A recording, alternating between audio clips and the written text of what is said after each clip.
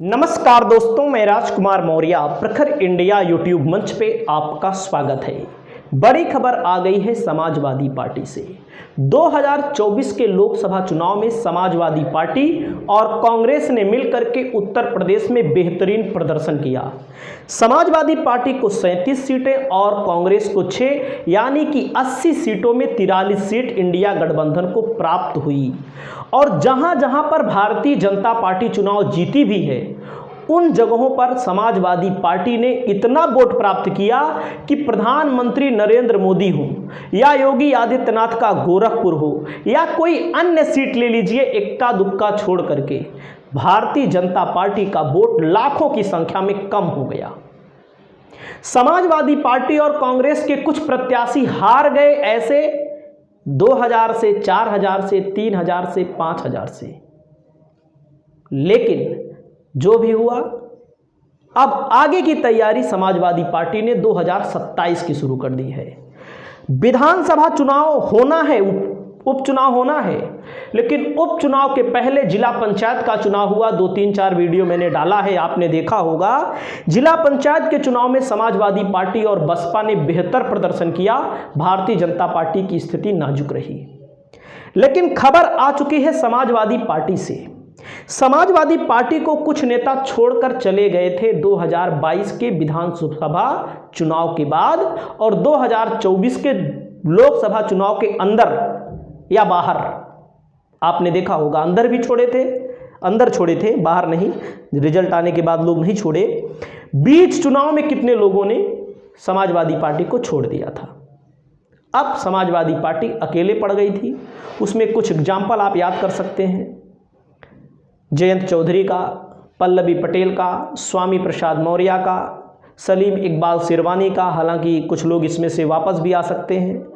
उसके अलावा नारद राय का, एक बदलापुर वहाँ जौनपुर ज़िले के पूर्व विधायक बाबा दुबे का, ऐसे तमाम लोग थे जिनका नाम मैं गिनाऊंगा तो समय बर्बाद हो जाएगा।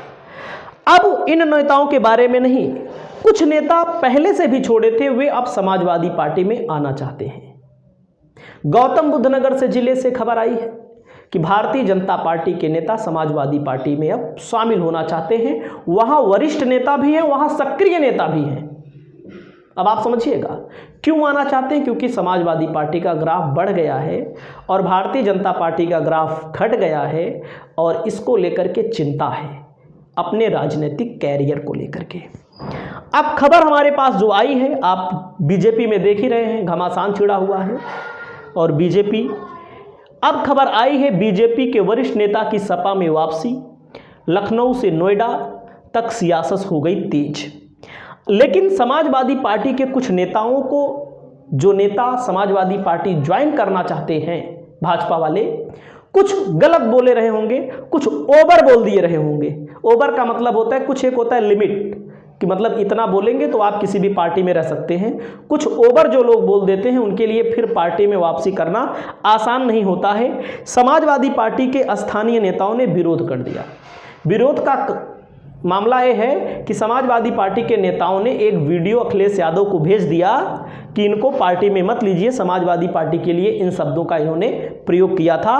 तो समाजवादी पार्टी के मुखिया अखिलेश यादव ने अभी तक मिलने का समय नहीं दिया। मिलने का समय नहीं देने का मतलब है कि समाजवादी पार्टी ऐसे लोगों को नहीं चाहती अपनी पार्टी में आए जो पहले से ही 2 विधानसभा सीटों पर दावेदारी कर रहे हैं कि हमको यहाँ से चुनाव लड़वा सकते हैं समाजवादी पार्टी के मुखिया, क्योंकि बीजेपी में तो दाल गलने वाली नहीं है। वहीं पर समाजवादी पार्टी के जिला अध्यक्ष ने दावा किया है, भाजपा के कुछ नेता पार्टी नेताओं के संपर्क में हैं, वो समाजवादी पार्टी में आना चाहते हैं, लेकिन इस मामले में जो भी निर्णय लेना होगा राष्ट्रीय अध्यक्ष अखिलेश यादव को लेना होगा।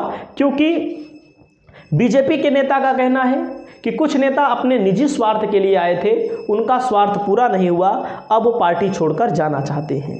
पार्टी छोड़ने के पीछे, पार्टी ज्वाइन करने के पीछे नेताओं की एक ही चाल होती है। वो चाल होती है कि हमको टिकट मिले, पद मिले, रुपया कमाएं, पैसा कमाएं। हम तो कहेंगे कोई भी पार्टी हो, ऐसे नेताओं को टिकट दे जो उसके खुद के कैडर के हों, जो पार्टी में आए 2-4 साल संघर्ष करें, पार्टी के लिए कुछ मेहनत करें, कुछ जनाधार को बढ़ाएं। ऐसे नेताओं को अगर कोई पार्टी टिकट देती है तो बेहतर होगा। बाकी आपकी जो भी राय हो इस मामले में आप अपनी राय कमेंट करिएगा। नमस्कार।